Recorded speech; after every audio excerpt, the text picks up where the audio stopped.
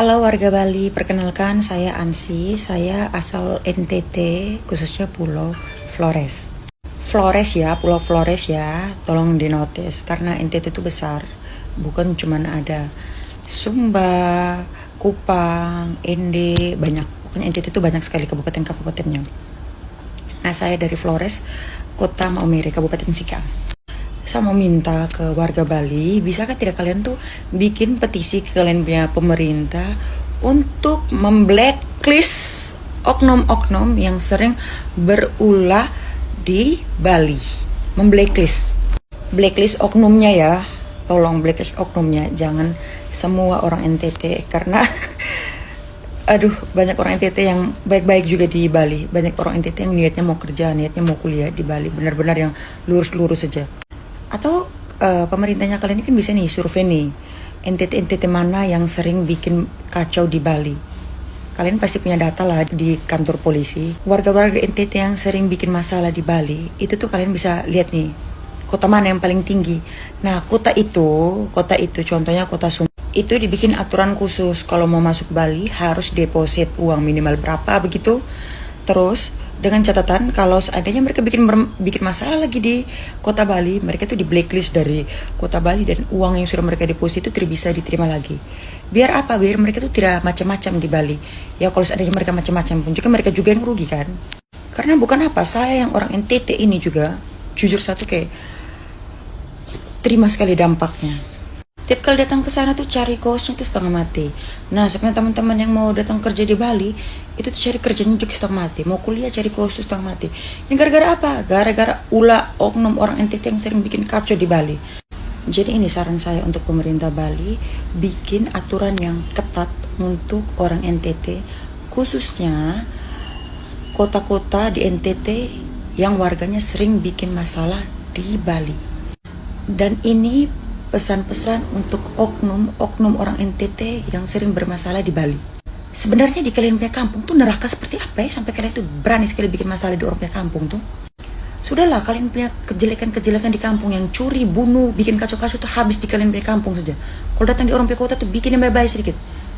Kalian punya tabiat pencuri, sok reman, tukang bunuh, tukang pukul di kalian punya kampung tuh, yang kalian bawa ke Bali itu bikin sial, bukan cuma sial kalian punya diri, bikin sial sampai warga-warga, sampai saudara-saudara yang di Bali juga. Orang tuh jadikan pukul rata. Jadi stop sudah. Atau tidak begini kalian punya organisasi kok, komunitas yang nonton Segmen Story, tolonglah kasih edukasi ke kalian punya warga tuh. Saya terus sebut kota mana, pasti kalian tahu lah di Bali orang-orang NTT mana yang sering bermasalah di Bali. Halo warga Bali, perkenalkan saya Ansi, saya asal NTT, khususnya Pulau Flores.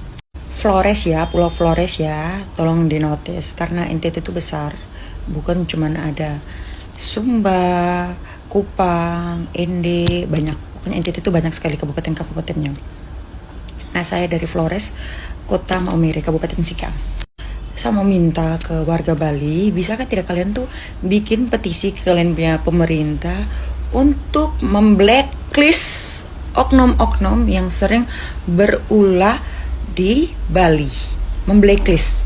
Blacklist oknumnya ya, tolong blacklist oknumnya, jangan semua orang NTT karena aduh, banyak orang NTT yang baik-baik juga di Bali. Banyak orang NTT yang niatnya mau kerja, niatnya mau kuliah di Bali, benar-benar yang lurus-lurus saja. Atau pemerintahnya kalian ini kan bisa nih survei nih NTT-NTT mana yang sering bikin kacau di Bali. Kalian pasti punya data lah di kantor polisi. Warga-warga NTT yang sering bikin masalah di Bali, itu tuh kalian bisa lihat nih kota mana yang paling tinggi. Nah, kota itu contohnya kota Sumba. Itu dibikin aturan khusus kalau mau masuk Bali harus deposit uang minimal berapa begitu.